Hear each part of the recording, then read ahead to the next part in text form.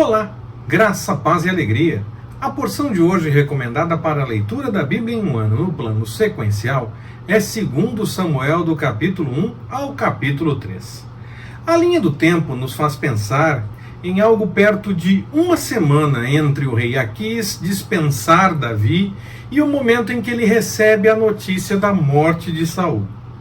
Um pouco mais, um pouco menos que uma semana por volta disso.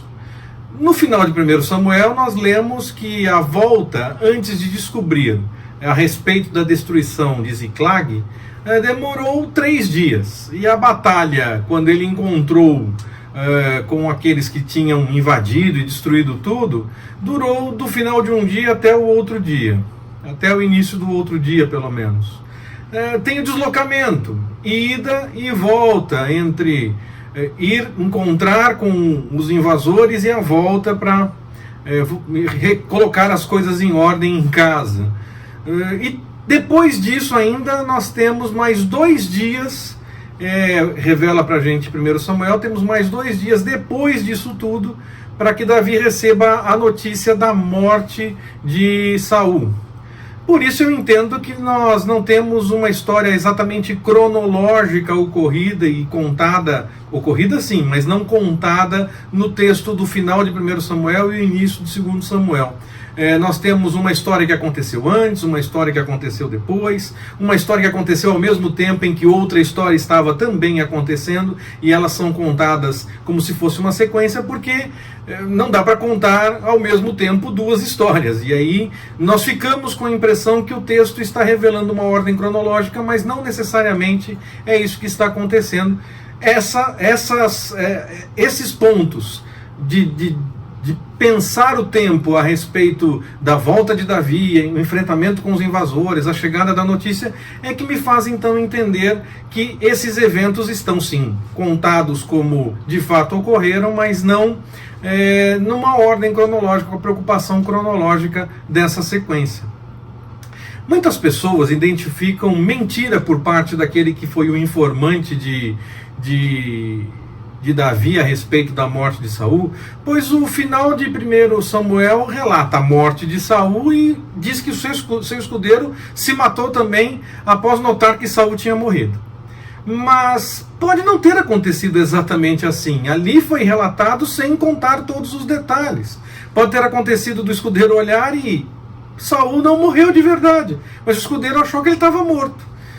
O informante disse que Saul estava numa situação em que dificilmente sobreviveria diante do que tinha acontecido. Então, pode sim ter acontecido do escudeiro ter visto a situação, pensado que Saul estava morto e, na verdade, Saul ainda estava vivo da forma como estava. E aí, então, o informante passou, Saul chamou e ele completou o serviço. Isso é possível.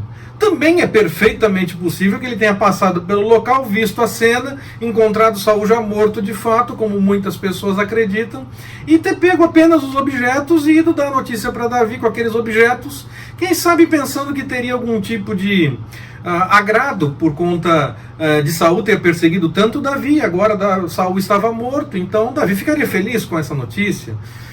Não foi o que aconteceu. Davi não entendia que seria correto agir daquela forma. Saul o perseguia de fato injustamente, mas Davi não entendia que o desfecho da história teria que ser daquela forma. E então aquele que veio trazer a notícia acabou perdendo a vida porque trouxe uma notícia achando que ia ganhar alguma coisa e na verdade perdeu. Não dá para ter certeza de nenhuma das 2 situações, se realmente o informante inventou toda a história ou se de fato aconteceu e o final de 1 Samuel não nos relata todos os detalhes.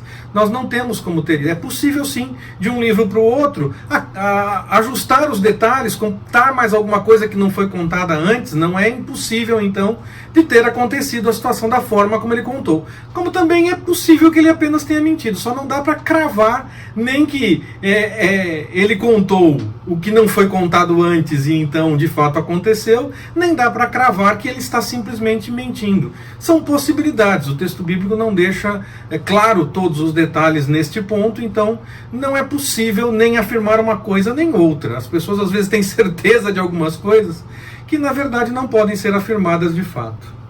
De qualquer forma, Davi então agora é rei. pelo menos de parte do povo. Isbosete, filho de Saul, é confirmado sucessor por 2 anos. E Abner, o chefe do exército de Saul, é quem garante essa condição. Davi reina 7 anos em Hebrom, e aí às vezes as pessoas assumem que só depois desses 7 anos é que houve a unificação de fato do reino, mas não necessariamente foi assim, porque Isbosete reinou por 2 anos, nos diz o texto. Então possivelmente durante esses 5 anos restantes, Davi continuou ainda em Hebrom, porque não havia uma cidade oficial como a cidade do rei de fato ainda, e então ele preferiu ficar em Hebrom até que ele subiu a Jerusalém e tomou Jerusalém, mas aí eu já estou antecipando um pouco a história, e aí depois ele passa a reinar os outros 33 anos restantes, para completar os 40, em Jerusalém.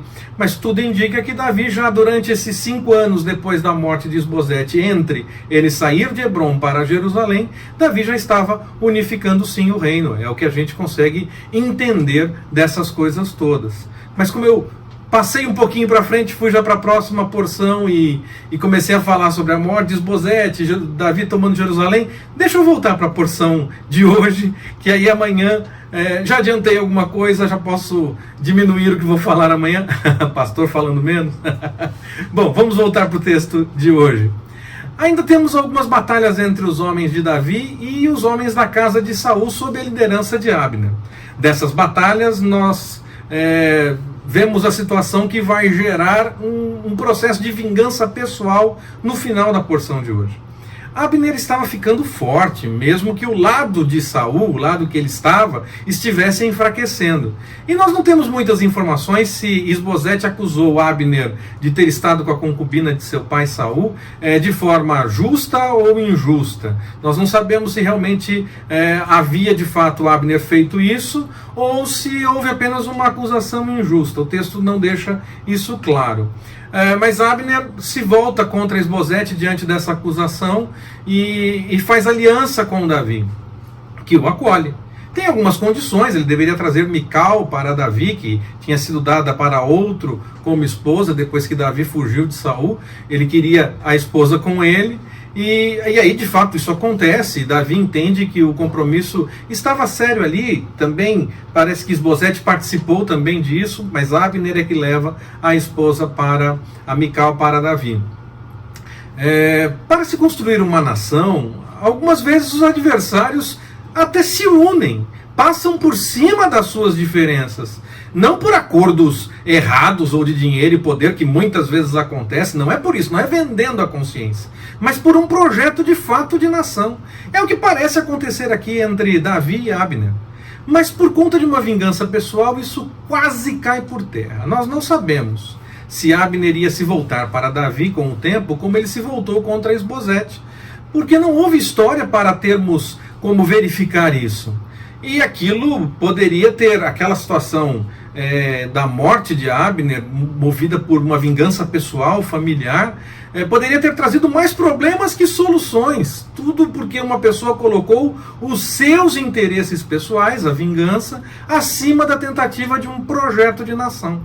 Nós precisamos tomar cuidado, sim, com aqueles que são os nossos líderes políticos em todas as esferas de poder e em todos os cargos, legislativo, executivo, não apenas um, mas todos eles. Nós temos que tomar cuidado nos discursos deles, pois se o interesse for maior, baseado em projetos pessoais do que num projeto de uma nação, as vinganças podem sim aparecer para atrapalhar toda a população, que perde o que poderia ser algo que poderia de fato trazer ajuda mais rapidamente possível. Davi deixou claro que não participou daquilo, era necessário. Como eu disse, aquela atitude poderia ter trazido mais problemas que soluções. Nós precisamos tomar cuidado com os nossos impulsos, tentando evitar um problema maior, apenas por um momento de satisfação diante de uma situação qualquer, não apenas uma questão de vingança, mas em qualquer situação. No texto nós estamos vendo a questão de vingança, mas não apenas isso, em qualquer situação da vida. Que o Senhor nos ajude então em todos os momentos e em todas as situações, e que possamos então ter a cabeça no lugar para realizar as coisas de acordo com a vontade do Senhor, abrindo mão sim dos nossos desejos pessoais. Que o Senhor nos abençoe. Forte abraço, até mais permitindo o Senhor.